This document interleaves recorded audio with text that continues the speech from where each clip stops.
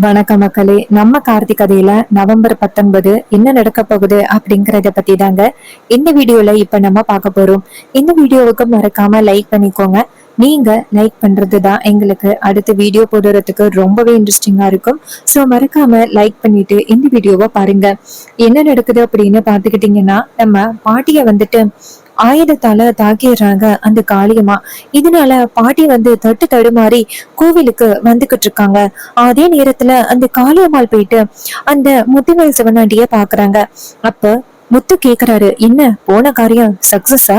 அந்த பரமேஸ்வரி உயிரோட இல்லதானே அப்படின்னு.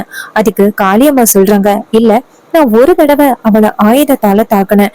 அவளை அப்படி ஒரு தடவை தாக்கிட்டு நான் அந்த இடத்துல இருந்து வந்துட்டேன். இது கேட்டதும் அவரு ரொம்பவே அதிர்ச்சி ஆகுறாரு. என்ன இப்படி ஏனோ தானோ அப்படின்னு பதில் சொல்ற. இங்க பாரு, அந்த பரமேஸ்வரி உயிர் போனத பாத்தியா இல்லையா? அதுக்கு காளியம்மா சொல்றாங்க, இல்ல நான் பாக்கல, அதெல்லாம் எதுக்கு பாக்கணும் அப்படின்னு நினைச்சுக்கிட்டு வந்துட்டேன். இது கேட்டதும் முத்து சொல்றாரு, என்ன காளியம்மா இப்படி முட்டாள்தனமா பேசுற? இங்க பாரு, அந்த பரமேஸ்வரி உயிரோட இருக்க கூடாது, அதுதான் நம்மளுக்கு ரொம்ப முக்கியம். நீ பாட்டுக்கும் ஏனோ தானோ அப்படின்னு பதில் சொல்ற. இங்க பாரு, நாளைக்கு கோவில் கும்பாபிஷேகம் நடக்க கூடாது அப்படின்னா அந்த பரமேஸ்வரி உயிரோடு இருக்க கூடாது. அதுக்கு காளியம்மா சொல்றாங்க, சரி, நீங்க போய் பாத்துட்டு வாங்க அப்படின்னு சொல்ல முத்துவும் சிவனாண்டியும் சேர்ந்து நேரா அந்த இடத்துக்கு போறாங்க. முத்து சொல்றாரு, என்னடா மவனே, இந்த காளியம்மா என்ன இப்படி சொதப்புறா? அந்த பரமேஸ்வரி தனியா வந்திருக்கா. அவளை அந்த இடத்திலேயே காலி பண்ணிட்டு நேரடியா பாத்துட்டு வரத விட்டுட்டு அவ பாட்டுக்கும் ஒரு தடவை ஆயுதத்தால தாக்குனேன், அதோட வந்துட்டேன் அப்படின்னு சொல்றான். அதுக்கு சிவனாண்டி சொல்றாரு, இருங்க சித்தப்பா, என்ன நடக்குது அப்படிங்கறத பாக்கலாமே அப்படின்னு நேரா அந்த இடத்துக்கு போறாங்க. அங்க போய் பார்த்தா பரமேஸ்வரிய காணோம். அத பார்த்ததும் முத்துக்கு ரொம்பவே அதிர்ச்சி. மவனே, அந்த காளியம்மா சொன்ன மாதிரி இந்த இடத்துல பரமேஸ்வரி இல்ல. அப்ப கண்டிப்பா வேற ஏதோ நடந்திருக்கு. ஒருவேளை அந்த டிரைவர் பைய அவன் பாட்டிய காப்பாத்திட்டு போயிட்டானோ? அதுக்கு சிவனாண்டி சொல்றாரு, சித்தப்பா அங்க பாருங்க, வலிபூரா ஒரே பிளட்டா இருக்கு. கண்டிப்பா இதுக்கு காரணம் அந்த பரமேஸ்வரியா தான் இருக்கணும். சரி வாங்க, இதை தொடர்ந்து போவோம். முத்து சொல்றாரு, சரிராம் அவனே அப்படின்னு சொல்லிட்டு இங்க இருந்து போறாங்க. அப்போ பரமேஸ்வரி இடுப்புல அந்த துணியை கட்டிக்கிட்டு நடந்து போயிட்டு இருக்காங்க. அப்போ அந்த இடத்துக்கு முத்துவேலும் சிவனாண்டியும் வராங்க. கால் பரமேஸ்வரி அவங்க ரெண்டு பேரையும் பார்த்ததோட, ஐயோ, இந்த படுவாவிங்க இங்க வந்துட்டானுங்களே, கண்டிப்பா இவனுங்க என்ன காலி பண்றதுக்காக தான் வந்திருக்கானுங்க. இவங்க கிட்ட இருந்து எப்படி தப்பிக்கிறது அப்படின்னு பாட்டி வேகமா நடுக்க ஆரம்பிக்க அந்த சிவனாண்டி பாட்டிக்கு எதிர்க்க கொண்டு போய் வண்டியை நிப்பாட்டிட்டு, என்ன இந்த இடத்துல இருந்து தப்பிச்சு போகலாம் அப்படின்னு நீ நினைக்கிறியா? அதுக்கு பாட்டி சொல்றாங்க, இங்க பாரு, மரியாதையா என்னை விட்டுரு. இங்க பாரு, உனக்கும் என் குடும்பத்துக்கும் பகை இருக்கு, நான் இல்லைன்னு சொல்லல. ஆனா எந்த வகையிலயும் நாங்க உங்களை பிரச்சனை கொடுக்கல. நீங்க தான் எங்களுக்கு பிரச்சனை கொடுத்துக்கிட்டே இருக்கீங்க. இங்க பாரு, மரியாதையா எங்களை விட்டுரு அப்படின்னு சொல்ல முத்து சொல்றாரு, மவனே, என்னடா மவனே, நம்ம கிட்ட ஏதாவது பேசி எப்படியாவது நம்மள மாத்திரலாம் அப்படின்னு இந்த பொம்பளை பாக்குறாளா? மவனே, நாளைக்கு நடக்க போற அந்த கும்பாபிஷேகம் நடக்கவே கூடாது. அதுக்கு இவளை காலி பண்ணாதான்டா நடக்கும் அப்படின்னு சொல்ல சிவனாண்டி சொல்றாரு, சரிங்க சித்தப்பா அப்படின்னு சொல்லிட்டு அங்க இருக்கிற கட்டையை எடுக்கிறாங்க. எடுத்துட்டு இன்னும் நம்ம பரமேஸ்வரிய தலையில அடிக்க பரமேஸ்வரி மயங்கி விழுகிறாங்க. சோ இத பார்த்ததும் முத்து சொல்றாரு, மவனே, இதுக்கு மேல இவ கண்டிப்பா தாக்கு பிடிப்பா அப்படின்னு எனக்கு நம்பிக்கை இல்ல. வாடா மவனே, இந்த இடத்த விட்டு போயிருவோம் அப்படின்னு சொல்லிட்டு நேரா சிவனாண்டிய கூட்டிக்கிட்டு அந்த இடத்துல இருந்து கிளம்புறாங்க. அப்போ பரமேஸ்வரி அந்த இடத்துல இறந்துடுறாங்க. அதே நேரத்துல நம்ம ரேவதி போன பாட்டிய இன்னும் காணுமே அப்படின்னு நினைக்கிறாங்க. அப்போ அந்த இடத்துக்கு நம்ம ஹீரோ வராரு. ஹீரோ வந்ததை பார்த்ததோட ரேவதி அதிர்ச்சியாகி, என்ன இது, இவருக்கு ஏதோ ஆயுதத்தால யாரோ தாக்கிட்டாங்க அப்படின்னு சொன்னாங்க. ஆனா கடைசியில இவர் இங்க வராரு. அப்ப கண்டிப்பா ஏதோ ஒரு சூழ்ச்சி நடந்திருக்கு, இவர்கிட்ட விஷயத்த சொல்லணும் அப்படின்னு ரேவதி அங்கிருந்து ஓடுறாங்க. ஓடி போய் நேரா ஹீரோவை பார்த்து, கொஞ்ச நேரத்துக்கு முன்னாடி உங்களை யாரோ ஆயுதத்தால தாக்கிட்டாங்க அப்படின்னு சொல்லிட்டு யாரோ சொன்னாங்க. இதனால பாட்டி உங்களை காப்பாத்துறதுக்காக போயிட்டாங்க. இது கேட்டதும் ஹீரோ சொல்றாரு, ரேவதி, நான் இவ்வளவு நேரம் மாமாவை காப்பாத்துறதுக்காக போராடிக்கிட்டு இருந்தேன். நீ என்ன சொல்ற? நான் இந்த இடத்த விட்டு எங்கேயுமே போகவே இல்லை ரேவதி. இப்போ பாட்டி எங்க அப்படின்னு ரேவதி சொல்றாங்க. பாட்டி வந்துட்டு இந்த பக்கமா போனாங்க அப்படின்னு சொன்னதோட ஹீரோ அதிர்ச்சியாகி நேரா அந்த பக்கமா போறாரு. இன்னொரு பக்கம் கருப்பசாமி கோவிலுக்கு வந்துடுறாரு. கோவிலுக்கு வந்துட்டு எல்லாரையும் பார்த்துட்டு அஹ் ஆசி வழங்கிட்டு அவர் அதுக்கப்புறம் மலையேறாரு. ஊர் தலைவர்கள் எங்க பரமேஸ்வரி அம்மாவை காணும், அவங்கதான் வந்துட்டு கருப்பசாமி ஐயா கிட்ட குறி கேட்கணும் அப்படின்னு சொன்னாங்க. கடைசியில எங்க போனாங்க அப்படின்னு தெரியலையே அப்படின்னு சொல்லி பேசிக்கிட்டு இருக்காங்க. அதே நேரத்துல நம்ம ஹீரோ வந்துட்டு அவங்க பாட்டியை போய் பார்த்துட்டு ரொம்ப அதிர்ச்சி ஆகுறாரு. பாட்டி, என்னாச்சு பாட்டி உங்களுக்கு அப்படின்னு பாட்டியை தூக்கி அவரோட மடியில போட்டுக்கிட்டு பாட்டி என்னாச்சு அப்படின்னு சொல்லிட்டு அழுகுறாங்க. அப்ப ஒருத்தர் இத பார்த்ததோட நேரா கோவிலுக்கு ஓடுறாங்க. கோவிலுக்கு ஓடி போய் பரமேஸ்வரி அம்மாவை யாரோ ஆயுதத்தால தாக்கிட்டாங்க அப்படின்னு இது கேட்டதும் ஊர் தலைவர்கள் எல்லாருமே அதிர்ச்சியாகி அங்கிருந்து ஓடி வராங்க. ஓடி வந்து நேரா பாட்டியை பாக்குறாங்க. பாட்டியை பார்த்ததும் ரொம்ப அதிர்ச்சி ஆகுறாங்க. ரேவதி, ரோகிணி எல்லாருமே பாட்டியை பார்த்துட்டு கத்தி கதறி அழுகுறாங்க. அப்ப சிவனாண்டி முத்துவேல் அந்த இடத்துக்கு வந்துட்டு நம்ம நினைச்சது நடந்துருச்சு அப்படின்னு நினைக்கிறாங்க. அப்ப முத்து சொல்றாரு, அப்புறம் என்ன, இந்த அம்மாவோட வீட்டுல ஒரு இறப்பு நடந்துருச்சு, கோவில் கும்பாபிஷேகம் நின்னு போனது தானே அப்படின்னு.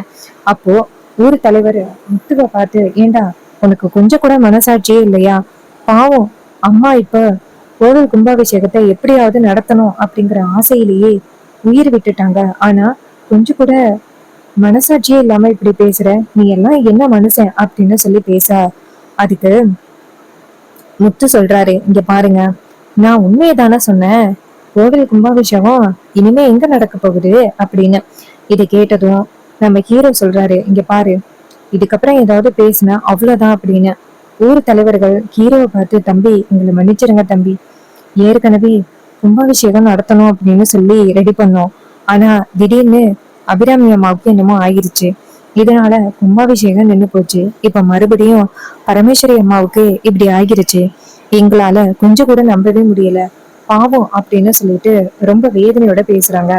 அப்ப நம்ம ஹீரோ என்ன பண்றாருன்னா ரொம்ப வருத்தத்துல அவங்க பாட்டிக்கு செய்ய வேண்டிய காரியங்கள் எல்லாத்தையுமே செய்யறாங்க. ரோகிணி, ரேவதி எல்லாருமே அழுகுறாங்க. பாட்டி எப்படியாவது இந்த கும்பாபிஷேகத்தை நல்லபடியா நடத்தணும் அப்படின்னு ரொம்பவே போராடுனாங்க.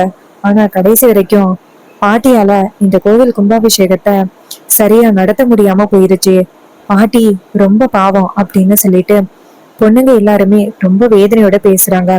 அப்ப ஊர் தலைவர்கள், இங்க பாருங்க, இந்த கும்பாபிஷேகத்தை நல்லபடியா நடத்தணும் அப்படிங்கிறதுதான் பரமேஸ்வரி அம்மாவோட ஆசை, எங்களை பொறுத்த வரைக்கும் இந்த கும்பாபிஷேகத்தை நடத்திடலாம் அப்படின்னு தோணுது, ஊர் மக்களாகிய நீங்க என்ன சொல்றீங்க அப்படின்னு கேட்க ஊர் மக்கள் சொல்றாங்க, ஆமா ஐயா, பரமேஸ்வரி அம்மாவுக்கு இந்த கும்பாபிஷேகத்தை நல்லபடியா நடத்தணும் அப்படிங்கறதுதான் அவங்களோட ஆசையே, அதனால கும்பாபிஷேகத்தை நடத்திடலாம் அப்படின்னு சொன்னதோட அந்த சிவனாண்டி சொல்றாரு, நல்லா இருக்கேன் நியாயம், அவங்க வீட்டுல ஒரு இறப்பு நடந்திருக்கு, ஆனா நீங்க எல்லாரும் கும்பாபிஷேகத்தை நடத்தணும் அப்படின்னு சொல்றீங்க, இங்க பாருங்க, அதெல்லாம் நடத்தக்கூடாது, இதனால ஊருக்கு ஏதாவது பிரச்சனை வந்துச்சுன்னா என்ன பண்றது, இந்த கும்பாபிஷேகம் நடத்தக்கூடாது அப்படின்னு சொல்லிட்டு பேச இதை கேட்டதும் நம்ம ஹீரோ சொல்றாரு, இங்க பாருங்க, இது யாரு காரணம் அப்படிங்கறது எனக்கு நல்லாவே தெரியும், அவங்கள நான் கண்டிப்பா சும்மா விட மாட்டேன் அப்படின்னு. அப்ப சிவனாண்டி சொல்றாரு, என்ன ஆனாலும் சரி இந்த கும்பாபிஷேகம் நடக்க கூடாது, இது ஊர் மக்களுக்கு எதிராக செய்கிறது அப்படின்னு. அப்ப சில பேர் வந்து சிவனாண்டி கூட சேர்ந்துக்கிறாங்க. அப்ப அவங்க சொல்றாங்க, ஆமா, பரமேஸ்வரி அம்மா வீட்டுலதான் இந்த கும்பாபிஷேகத்தை ஒன்னா சேர்ந்து நடத்துறாங்க, அவங்க வீட்டுல ஒரு இறப்பு நடந்திருக்கு, அப்படி இருக்கையில அவங்களே எப்படி இந்த கும்பாபிஷேகத்தை நடத்த முடியும், இதெல்லாம் சரியில்லை, இந்த கும்பாபிஷேகம் நடக்க கூடாது அப்படின்னு சொல்லிட்டு பேசுறாங்க. உடனே நிறைய பேர் கூட சேர்ந்துக்கிறாங்க, ஆமா, கும்பாபிஷேகத்தை இந்த மாதிரி நடத்தினா கண்டிப்பா அது ஊருக்கு ரொம்ப பெரிய பிரச்சனையும் உண்டாக்கும், இந்த கும்பாபிஷேகம் நடக்க வேணாம் அப்படின்னு சொல்லிட்டு அவங்களும் சொல்றாங்க. இது கேட்டதும் சிவனாண்டிக்கு ரொம்பவே சந்தோஷம், எப்படியோ இந்த கும்பாபிஷேகத்தை நிறுத்தணும் அப்படின்னு நினைச்சு நிறுத்தியாச்சு அப்படின்னு. இன்னொரு பக்கம் ரேவதி, ரோகிணி எல்லாருமே ரொம்ப வருத்தத்தோட வீட்டுக்கு வராங்க. ஈஸ்வரி வந்துட்டு உட்கார்ந்துருக்காங்க. அப்ப வில்லையெல்லாம் விஷயத்த சொல்லிட்டாங்க. அப்ப வீட்டுக்கு வந்ததோட ஈஸ்வரி நேரா ரேவதியை பார்த்து, இங்க பாருங்க, ஏதோ நடந்தது நடந்து போச்சு, அதையெல்லாம் எங்க மனசுல வச்சுக்கிட்டு இருக்காம பேசாப்புல போயிட்டு ரெஸ்ட் எடுங்க அப்படின்னு. ரேவதி சொல்றாங்க, அம்மா, எப்படிமா உங்களால இப்படி கல் நெஞ்சமா இருக்க முடியுது, பாட்டி எப்படியாவது இந்த கும்பாபிஷேகத்தை நடத்தணும் அப்படின்னு நினைச்சாங்க, ஆனா பாட்டியால இந்த கும்பாபிஷேகத்தை நடத்த முடியல. நீங்களாவது இந்த கும்பாபிஷேகத்தை நடத்துறதுக்கு ஏதாவது முயற்சி பண்ணலாம்ல, ஏமா நீங்க இப்படி பண்றீங்க? அதுக்கு ஈஸ்வரி சொல்றாங்க, இங்க பாருங்க, நானா இந்த கும்பாபிஷேகத்தை நடத்தணும் அப்படின்னு சொன்னேன். அந்த பரமேஸ்வரி தான் இந்த கும்பாபிஷேகத்தை நடத்தணும் அப்படின்னு சொல்லிட்டு பல வகையில பிரச்சனை கொடுத்துக்கிட்டு இருந்தா. ஆனா கடைசி நேரத்துல கும்பாபிஷேகத்தை நடத்த முடியாம அவளே போய் சேர்ந்துட்டா. அதுக்கு நான் எப்படி பொறுப்பாக முடியும்? இங்க பாருங்க, கும்பாபிஷேகம் நடக்கல, இதுக்கப்புறம் நீங்க யாரும் அந்த ஊருக்கு போகணும் அப்படின்னு அவசியம் இல்ல. அடிக்கடி என்னை தொந்தரவு பண்ணிக்கிட்டே இருப்பா அந்த பரமேஸ்வரி. அவளே இப்ப மேல போயிட்டா. இதுக்கப்புறம் நீங்க ஏன் அந்த வீட்டுக்கு போக போறீங்க? யாரும் அங்க போக கூடாது அப்படின்னு. அப்ப ரேவதி கேக்குறாங்க, அம்மா இப்படி நீங்க இறக்கம் இல்லாம பேசுவீங்க அப்படின்னு நாங்க கொஞ்சம் கூட எதிர்பார்க்கவே இல்லை. உங்களுக்கு அப்படி என்னதாம்மா பாட்டி மேல கோபம்? சிவகாமி பாட்டி இறந்ததுக்கு முக்கிய காரணம் பாட்டியே இல்லை அப்படின்னு அந்த சண்முகம் சொல்லியிருக்காரு. அப்பயும் நீங்க நம்பல. உங்களுக்கு அப்படி ஏன் தான் பாட்டி மேல இவ்வளவு ஒரு வெறுப்பு அப்படின்னு சொல்ல, அதுக்கு ஈஸ்வரி சொல்றாங்க, இங்க பாரு, என் அம்மா இறந்ததுக்கு காரணம் அந்த பொம்பளை தான். அப்படி இருக்கையில அவ மேல என்னைக்குமே எனக்கு கோபம் குறையாது அப்படின்னு சொல்லிட்டு ஈஸ்வரி பேச, ரேவதி சொல்றாங்க, அம்மா பாட்டி இறந்துட்டாங்கம்மா, இதுக்கப்புறமாமா உங்க கோபத்துல இப்படி இருக்க போறீங்க? இங்க பாருங்கம்மா, தயவு செஞ்சு சொல்றது கேளுங்க. தாத்தா ஊர்ல இல்ல, கும்பாபிஷேகத்தை எடுத்து நடத்துறதுக்கு ஆள் இல்ல. தயவு செஞ்சு நீங்களாவது இந்த கும்பாபிஷேகத்தை எடுத்து நடத்துறதுக்கு முயற்சி பண்ணுங்கம்மா, பிளீஸ்மா. அப்ப ஹீரோ நேரா அவங்க அத்தை கிட்ட, ஆமத்த யோசனை பண்ணி பாருங்க அத்தை, இந்த கும்பாபிஷேகத்தை நீங்க நினைச்சா எடுத்து நடத்தலாம் அத்தை, அடுத்த மருமகளா இருந்து. ஈஸ்வரி சொல்றாங்க, இல்ல மாப்பிள, என்னால இந்த கும்பாபிஷேகத்தை நடத்த முடியாது. தயவு செஞ்சு என்கிட்ட இந்த பொறுப்பை ஒப்பட வைக்காதீங்க அப்படின்னு சொல்லிட்டு ஈஸ்வரி அந்த இடத்துல இருந்து போறாங்க. இத பார்த்ததும் நம்ம ஹீரோவுக்கு ரொம்ப அதிர்ச்சியா இருக்கு. அத்தையும் இந்த கும்பாபிஷேகத்தை நடத்த முடியாதுன்னு சொல்லிட்டாங்களே அப்படின்னு. அப்போ அந்த இடத்துக்கு அந்த வில்லி வராங்க. வில்லி வந்துட்டு, என்னப்பா இந்த கும்பாபிஷேகத்தை நடத்தணும் அப்படின்னு ஒவ்வொரு முறையும் நீ ரொம்ப முயற்சி பண்ற போல, நீ முயற்சி பண்ற ஒவ்வொரு முறையும் உன் வீட்டுல ஒவ்வொரு இறப்பும் நடந்துகிட்டே இருக்கு. இந்த வாட்டி பரமேஸ்வரி, போன வாட்டி உங்க அம்மா, வரப்போற கும்பாபிஷேகத்துல யாரும். அதனால இந்த கும்பாபிஷேகத்தை நடத்தணும் அப்படிங்கிற எண்ணத்தை கைவிட்டுட்டு உன் வேலையை பாரு. சீக்கிரம் உன்னை பத்தின உண்மைகளையும் அக்கா கிட்ட சொல்லி கூடிய சீக்கிரம் உன்னை வீட்டை விட்டு துரத்துறதுக்கான நேரம் வரும். நீ தேவையில்லாம இப்படியே பேசிக்கிட்டு இருக்காத. இது கேட்டதும் நம்ம ஹீரோவுக்கு சமகாண்டு. இங்க பாருங்க, நீங்க தான் இது எல்லாத்துக்கும் காரணம் அப்படிங்கிற முழு விவரம் என்னைக்காவது எனக்கு தெரிய வந்துச்சு, கண்டிப்பா உங்களை சும்மா விட மாட்டேன். அதுக்கு சந்திரா சொல்றாங்க, இங்க பாரு, உன்னால என்னை எதுவும் பண்ண முடியாது அப்படின்னு சொல்லிட்டு சந்திரா அந்த இடத்துல இருந்து போறாங்க. இதை கேட்டுட்டு நம்ம ஹீரோவுக்கு செம்ம கோவம். ஹீரோ நேரா மாடிக்கு போயிட்டு கோவத்தோட நிக்க, மயில அந்த இடத்துக்கு வந்துட்டு, சகல என்னப்பா இப்படி ஆகிடுச்சு? பாட்டி கடைசி நேரத்துல இப்படி ஆவாங்க அப்படின்னு நான் எதிர்பார்க்கவே இல்லை. கும்பாபிஷேகத்தை நிறுத்தணும் அப்படிங்கிறதுக்காக இவனுங்க இந்த அளவுக்கு இறங்குவானுங்க அப்படின்னு நான் எதிர்பார்க்கவே இல்லை. போன வாட்டி உங்க அம்மா அபிராமி, இந்த வாட்டி பாட்டி பரமேஸ்வரி, இந்த காளியம்மா, முத்து, சிவனாண்டி, அவனுங்க 3 பேருக்கும் முடிவு கட்டினா மட்டும்தான் இந்த கும்பாபிஷேகத்தை நம்மளால நல்லபடியா நடத்த முடியும் போல மாப்பிள்ள. இப்ப என்ன பண்றது? அப்ப ஹீரோ சொல்றாரு, ஆமா நீங்க சொன்னது சரிதான், அவங்க 3 பேருக்கு முடிவு கட்டினா மட்டும்தான் இந்த கும்பாபிஷேகத்தை நல்லபடியா நடத்த முடியும் அப்படிங்கிறது புரிஞ்சு போச்சு. இருக்கட்டும், அவங்க 3 பேருக்கும் ஒரு முடிவை கட்டுறேன் அப்படின்னு நம்ம ஹீரோ சொல்றாரு. இதை கேட்டதும் சகலையும் சரி அப்படின்னு சொல்றாரு. இந்த கதை உங்களுக்கு பிடிச்சிருந்துச்சுன்னா இந்த வீடியோவுக்கு மறக்காம லைக் பண்ணிக்கோங்க. நம்ம சேனலை சப்ஸ்கிரைப் பண்ணிட்டு பக்கத்துல உள்ள பெல் ஐகானையும் கிளிக் பண்ணி ஆல்னு செட் பண்ணிக்கோங்க. அப்ப நாங்க அடுத்த வீடியோ போடும் பொழுது உங்களுக்கு நோட்டிபிகேஷன் வரும், பார்க்கலாம். தேங்க்யூ ஃபார் வாட்சிங். நெக்ஸ்ட் வீடியோல பார்ப்போம்.